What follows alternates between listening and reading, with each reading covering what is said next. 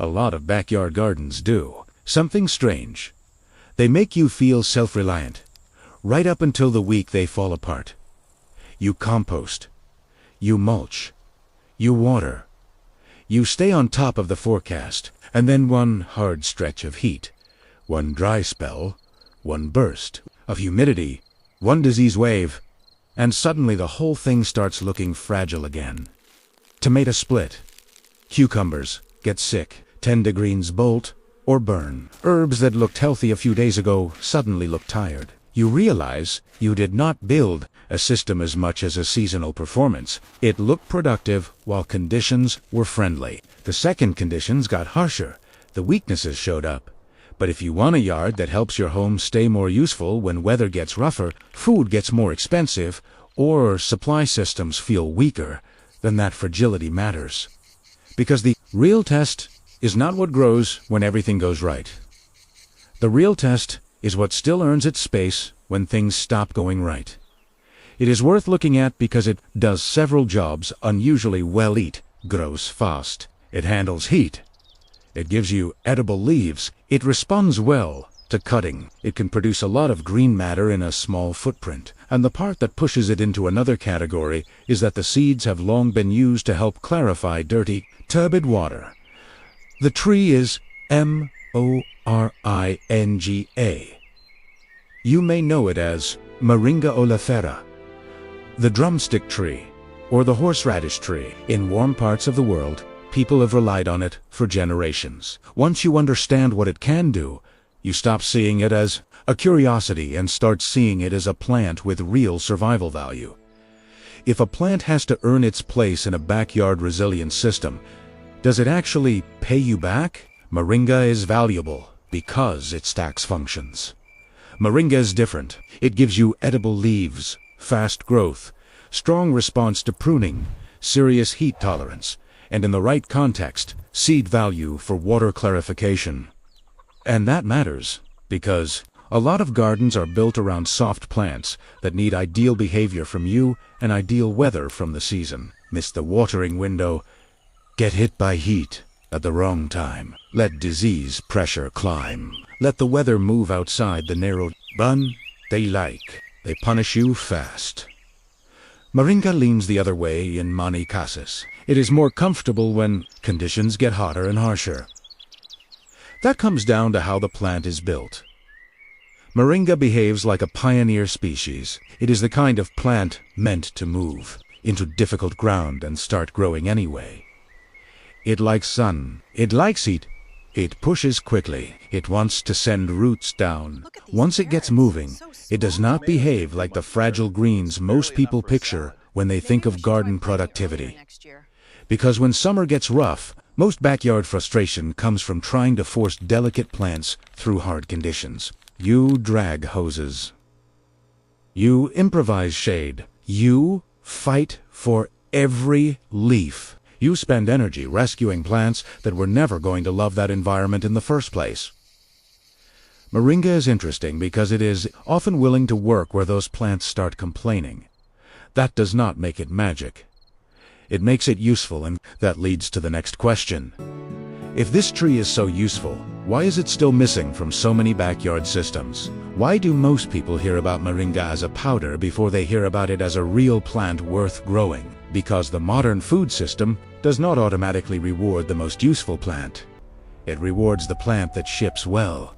Fresh Moringa leaves, are fragile. They do not act like supermarket produce, bred to survive transport, refrigeration, and shelf time. They wilt quickly. They break down quickly.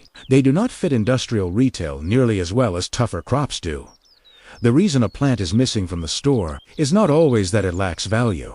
Sometimes it means the plant is useful at the household level but awkward at the industrial level. Supermarket is built around storage, transport, and shelf life.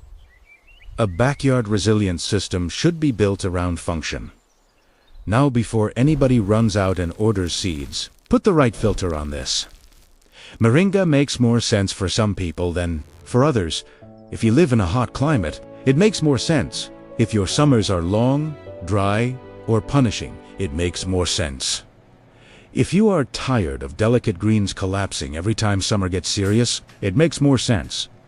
If you want a multi-use plant that can justify its footprint, with output, not just appearance, it makes more sense. But if you live in a cold climate and hate restarting plants, slow down.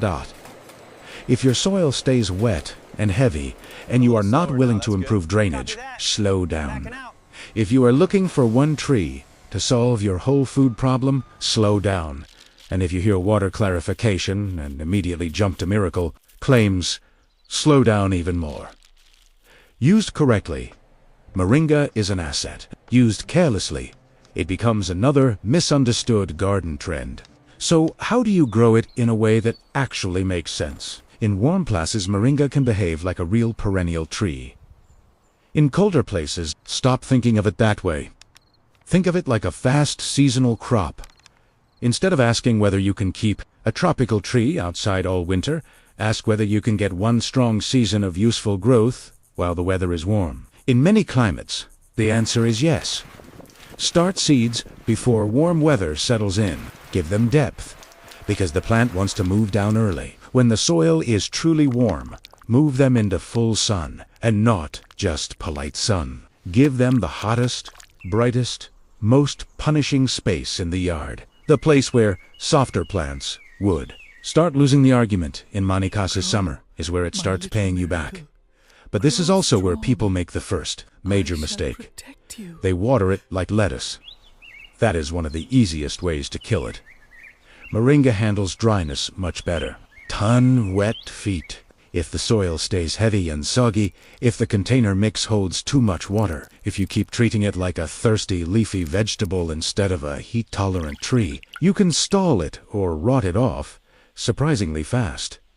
Good drainage is not optional.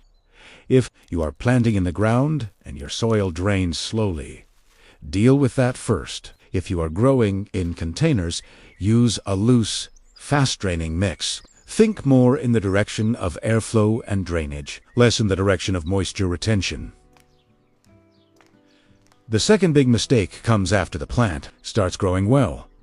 People let it shoot straight up. That looks impressive for a minute, but it is not what you want if the goal is usable output.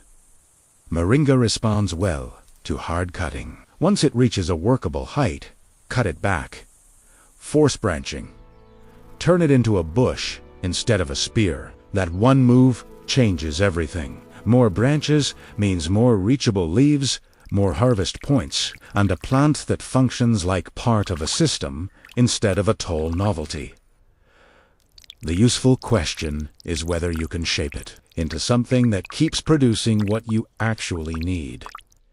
That is what pruning does here. It turns speed into output. The third mistake is quieter. People assume nutrition by itself equals usefulness. It does not. A plant becomes valuable when it fits into a real pattern of use. Fresh moringa leaves are useful, yes, but fresh leaves alone are not the whole point. The deeper value shows up when a strong summer grower can be turned into stored value. That is where processing matters. A lot of people would instinctively dry leaves in direct sun. That is not the best move here.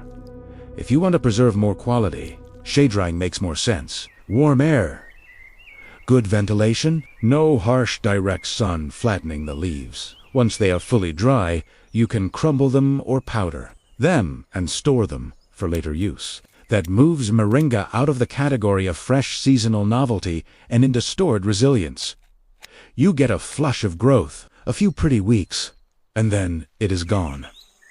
Moringa gets more interesting when you stop thinking only about what it gives you in July and start thinking about what it lets you keep in late fall or winter when the garden is asleep and the grocery bill is still not. Now we get to the part that makes this tree different from almost everything else. In the yard. The seeds can help clarify dirty, turbid water.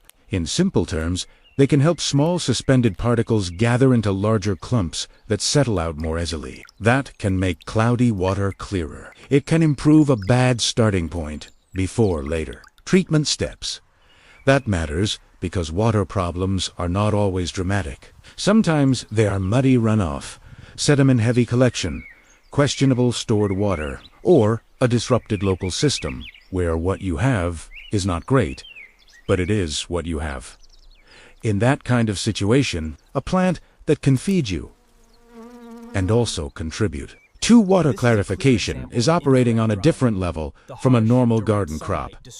That is when Moringa stops being simply a nutrition plant and starts becoming a resilience plant. But this is also exactly where the limits matter most. Clearer water does not automatically mean safe water.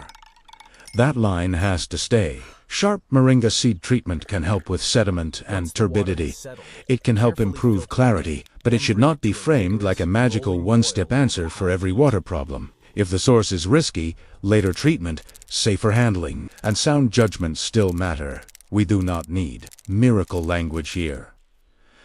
The truth is already strong enough. You are looking at a fast-growing, heat-tolerant, edible tree that can be pruned for repeated harvest, processed for later storage, and brought into serious conversations about water clarification. That is already a very unusual profile. So where does Moringa fit in a real backyard resilience system? Not as your only answer, not as your main calorie crop, not as a replacement for everything else, but very possibly as one of the smartest specialist plants you can add if your climate and your setup match what it needs. Some plants earn space because they are beautiful. Some earn space because they store well. Some earn space because they produce calories. Moringa earns space because it stacks useful, functions in a small footprint, and keeps working when heat starts knocking delicate plants off balance. Because more and more people are starting to notice that a pretty garden and a resilient garden are not always the same thing. A lot of what looks good in a photo needs a lot from you. A resilient yard is different. It is built around species that can handle more pressure, hiba morebak, and fit into a larger household system that cares about continuity, not just pixies. Beauty. That is where Moringa starts to make sense. Not as a miracle tree, as a worker, a plant that earns its place. The modern food system rewards what travels well, stores well, and sells well. Your backyard should reward what works well. If you start looking at your yard that way, the whole conversation changes. You stop asking which plants are famous, which plants look impressive in a catalog, or which plants photograph well when the weather is perfect. You start asking better questions. Which plants still produce when the season gets hard? Which plants can take heat without begging for rescue? Which plants give more than one kind of value? Which plants can be harvested, shaped, stored, and actually used? Which plants help reduce dependence instead of just decorating the feeling of self? That is a better standard. And by that standard, Moringa deserves a serious look. Not everywhere, not for everyone, but in more places than it gets now. Some of the visuals in this video were AI assisted to make the plant, water, and garden systems easier to see clearly. But the practical uses and limits discussed here are grounded in real-world conditions. And now, I want to hear from you. What plant in your yard has disappointed you the most in heat? The one that looked promising, took your time, took your water, took your attention, and then folded right when summer got serious? Put that in the comments. And if you want the next step from here, we can either go deeper into backyard plants that actually earn their space, or we can go deeper into simple, realistic ways to handle dirty water, storage, and household water resilience without pretending every old trick is magic. Either way, once you start looking for plants that do real work, instead of just looking good in a garden photo, your whole system starts changing. And that is the shift that matters most.